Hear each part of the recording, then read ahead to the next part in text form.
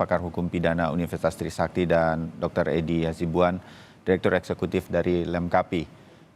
Pak Edi, kalau mendengarkan, kenapa kami putar? Karena di luar persidangan ini pun sudah diakui sedemikian rupa, kita jadi tahu bahwa ada upaya dari Teddy Minahasa untuk membuat skenario sedemikian rupa.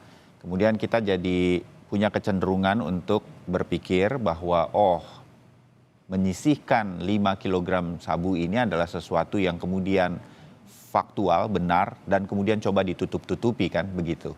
Nah, kalau berkaca pada pengakuan-pengakuan dari orang-orang yang kemudian coba dihubungi sedemikian rupa, dalam situasi agak panik lah, gitu kan kira-kira,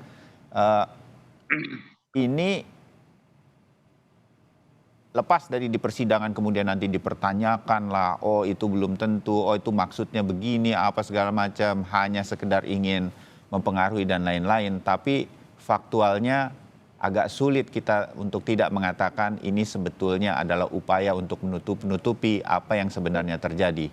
Lemkapi menyoroti ini sedemikian rupa dari seorang bintang 2 di kepolisian. Saya kutip kata-kata Pak Maman tadi, bagaimana seorang jenderal bintang 2 kemudian menyuruh melakukan tindak pidana kepada anak buahnya. Ini bukan sesuatu yang bisa kita terima dengan akal sedemikian rupa kalau sampai setingkat itu masih bisa melakukan hal semacam ini di Kepolisian Republik Indonesia. Pak Edi. Ya, tentunya kalau melihat daripada pengakuan tadi Pak Parman juga ya, saya sangat sedih betul ya melihat pengakuan itu ya, bahkan juga melakukan intervensi agar masuk menjadi kuasa hukum mereka. Saya kira memang ini adalah ini membuktikan adanya juga perbuatan yang tidak pantas dilakukan oleh seorang jenderal ya, apalagi bintang 2, kemudian sama anak buahnya ya. Termasuk juga kemarin ada perintah katanya yang menurut Dodi ya, bahwasanya memang disuruh diperintah untuk menyisihkan 5 kilogram sabu-sabu ya. Sebetulnya logikanya adalah jangankan 5 kilogram, 1 gram saja tidak boleh. Menyisihkan untuk ngambil ada 1 garis saja tidak boleh ya. Itu artinya memang di dalam hukum yang ada, aturan-aturan yang ada di kepolisian itu tidak boleh ada namanya penyisihan barang bukti. Tidak boleh ada namanya menyisihkan atau mengambil sebagian daripada bukti. Itu adalah merupakan penyalahgunaan kewenangan. Kalau memang ada terjadi di situ, itu adalah merupakan pelanggaran hukum. Tidak boleh terjadi di kepolisian. Ya, jadi kalau misalnya betul ada perintah untuk menyisihkan sampai 5 kilogram, saya kira itu adalah merupakan perbuatan yang tidak bisa diterima secara hukum ya. Itu merupakan bentuk pelanggaran. Dan sekarang tinggal Dodi membuktikan apakah memang dia harus melaksanakan perintah itu karena perintah atau seperti apa. Kita akan lihat nanti di dalam pembuktian-pembuktian yang ada di persidangan. Ya, Lemkapi banyak memberikan masukan kepada kepolisian, kita tahu. Kasus seperti ini dan juga kemudian kasus Sambo sedemikian rupa membuat anak buah hampir tidak punya ruang untuk bisa berkelit dari situasi-situasi atasan bawahan. Sekali lagi ini terjadi dalam kasus yang berbeda, kali ini narkoba begitu. Apa masukan Lemkapi sepanjang ada 2 kasus ini dan kasus narkoba yang sedang berjalan ini agar hal-hal semacam ini bisa menyelamatkan generasi kepolisian Republik Indonesia? Dodi Prawiranegara juga sebetulnya calon-calon pimpinan kita di Kepolisian Republik Indonesia yang sekarang harus berhadapan dengan hukum. Pak Edi. Ya, tentu sebagaimana yang ada aturan sebetulnya di dalam kepolisian ya. Ada peraturan Kapolri yang memberikan ruang kepada seluruh jajaran Polri agar menolak perintah atasan jika memang itu adalah merupakan perintah yang salah. Termasuk perintah melakukan pelanggaran hukum. Termasuk perintah apalagi misalnya untuk berbuat pidana ya. Termasuk tadi misalnya kalau kita lihat ada perintah dari atasan ya, kemudian sampai menyisihkan 5 kilogram sabu-sabu ya. Itu adalah perintah yang salah.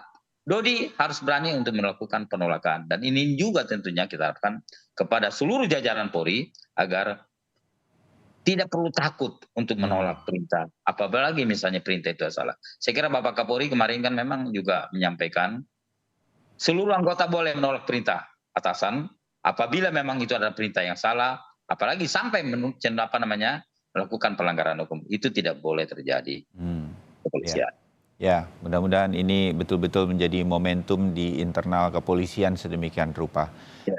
Mas Heri, kalau kita mengikuti kasus ini sedemikian rupa melalui layar media begitu di televisi, rasa-rasanya apa yang sudah dilakukan oleh Teddy Minahasa, ini versi saya dan saya sedikit membawa cerita bahwa ini juga jadi perbincangan Mas Heri dan Pak Edi di kelompok teman-teman, mungkin juga di WhatsApp group begitu selesai kita menyaksikan atau ada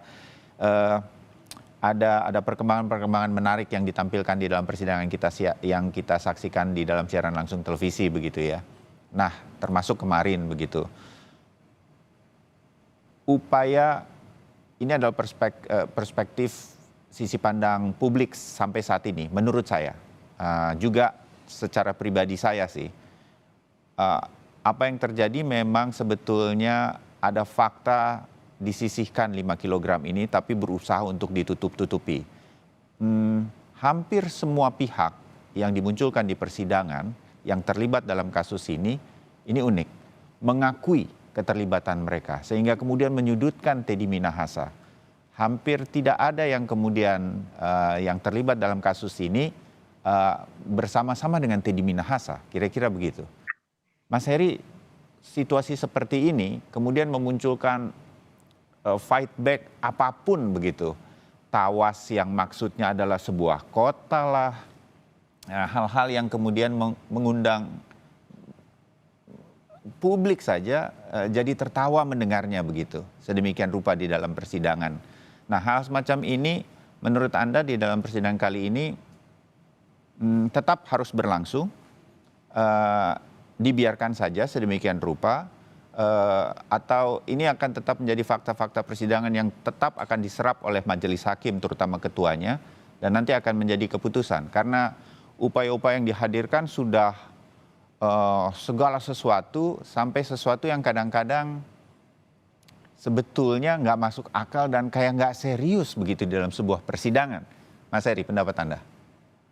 Ya, majelis hakim harus dalam kondisi ini adalah netral. Kalaupun berpihak di ujungnya adalah keadilan yang bicaranya. Maka ketika proses pembuktian kedua belah pihak didengarkan dengan seksama. Masalah benar atau tidak itu judgement terakhirnya nanti ketika ada rapat musyawarah hakim tentunya dalam menilai fakta-fakta tadi kan itu akan dinilai secara rinci dan detail tentunya Mas Tayu. Bahwa sebelum kita bicara pada yang Mas Bayu sampaikan, ada fakta permintaan untuk bergabung tadi itu kan menarik ya dari TF ayahnya Dodi Prawiranegara. Menurut saya ini juga kalau implikasinya itu benar, implikasinya adalah agar mudah dikoordinasikan sehingga ini yang perlu tadi digali, benarkah hal itu ya, sehingga jangan hanya satu fakta itu menguap begitu saja tanpa ada dikejar pendukungnya sehingga bisa disimpulkan di akhirnya dengan tepat juga secara proporsional dan profesional gitu ya. Jangan sampai ada fakta-fakta itu hanya ya sekedar saja. Kalau memang harus memang itu dikuatkan, diperkuat, diperhatikan menurut saya ya, dieksplor habis-habisan. Kemudian dalam konteks yang lain tadi adalah kita ini bicara tentang undang-undang tindak pidana narkotika, Mas Bayu, Undang-Undang 35 tahun 2009. Ada teknis-teknis, kalau nggak salah di pasal 75, 78 itu kan bicara dengan undercover buying. Nah, apakah ini masuk dalam undercover buying atau undercover selling jadinya? Nah, pada undercover selling itu nggak ada dalam tindak pidana narkotika kalau saya tidak salah ya. Nah, ini yang kemudian kan harus digarisbawahi begitu ya. Kalau seandainya tidak ada aturan main itu, ini kan berarti membuat aturan main baru nih. Maka potensi untuk kemudian penyalahgunaannya besar, penyalahgunaan kewenangannya dipertanggungjawabkan secara hukum. Karena bicara tentang barang bukti itu kan di bawah penguasaan atau pengawasan dari penyidik. Nah, kemudian disisihkan dengan jumlah 5 kg dan itu benar, logika hukumnya adalah apakah nilai 5 kg itu memang ditetapkan undang-undang? Apakah kalau memang hanya untuk kepentingan pembuktian, tidakkah misalnya hanya secukupnya dalam artian tidak sampai 5 kg ya? Karena kalau 5 kg, bahkan dalam ancaman pidana udah pas, kalau ada orang yang membawa hal itu bisa pidana mati. apalagi kaitannya dengan barang buktinya sabu misalnya kan. Jadi ini yang kemudian harus dianalisis lebih dalam apakah proses yang dilakukan itu memang ada dasar hukumnya secara prosedural gitu kan. Kemudian juga apakah yang dilakukan ini sudah dibuka kerannya seluas mungkin dengan tidak hanya melibatkan seorang Dodi Prawira Negara. Nah, itu yang harus dijawab oleh Pak TM. Kalau andai kata Pak TM bisa menjelaskan itu, berarti kan tidak ada yang ditutup-tutupi kan? Ya. Berarti secara prosedural hal yang biasa dilakukan di dalam ranah penyidikan ataupun upaya untuk katakanlah tadi menangkap orang-orang yang melakukan transaksi peredaran gelap narkoba. Nah, ini yang menjadi beban untuk kuasa hukum dan juga Teddy Minahasa menjelaskan hal itu. Ya. Sehingga banyak yang kemudian sudah meninggalkan ya posisinya untuk berada di posisi TM. Ya, ini kemudian makin mempersulit posisinya TM untuk bisa memberikan pembelaan yang bisa dipandang oleh hakim. Tapi dalam posisi yang awal tadi Mas Bayu, maka hakim posisi netral gitu ya. Dia harus tidak hanya jaksa penuntut umum. Saya sebagai seorang lawyer pun pasti akan melakukan hal yang sama ketika mengajukan pembelaan kan. Jangan sampai semua hanya dari fakta dari jaksa penuntut umum saja yang dipertimbangkan. Tapi kan hakim menilai. Hakim dalam menilai juga bukan hanya mendasarkan pada satu sisi. Nah, pasti dia juga melihat dari keterangan kesesuaian yang lain. Tadi kita sudah bicara, saksi kah, alat bukti yang lain kah, sehingga dia bisa memaknai bahwa ini logika hukum yang benar dibangun. Sehingga berapa kali itu bertanya berulang. Walaupun jaraknya nggak jauh, Pak Ketua Majelis Hakim, Pak John itu menurut saya orang yang menarik gitu ketika dia bertanya begitu dengan tenang begitu dan bertanya. Dia ingin pastikan apakah kronologi yang disampaikan itu ada yang lompat-lompat atau tidak, ada yang di-skip atau tidak, kan ini yang penting juga. Sehingga ketika confirm dengan satu fakta tadi, dia catat untuk dikaitkan dengan keterangan yang dibunyikan oleh pihak lain terhadap fakta yang sama, terhadap perbuatan material yang sama. Ini harus secara hati-hati nanti dinilai oleh hakim. Kita nggak mungkin mengajari hakim kalau saya lihat dari posisi juga dari katakanlah pengalaman beliau yang duduk di majelis hakim ini kan mereka yang punya pengalaman untuk perkara apalagi menyidangkan perkara mantan bintang 2 begitu ya. Soal Sumatera Barat saya rasa itu sudah jadi pertimbangan juga Mas Bayu. Baik, ada beberapa hal lain lagi nanti yang muncul di dalam persidangan yang saya ingin tahu juga pendapatnya dari Mas Heri dan Pak Edi, tapi kita jeda sebentar, tetap bersama kami.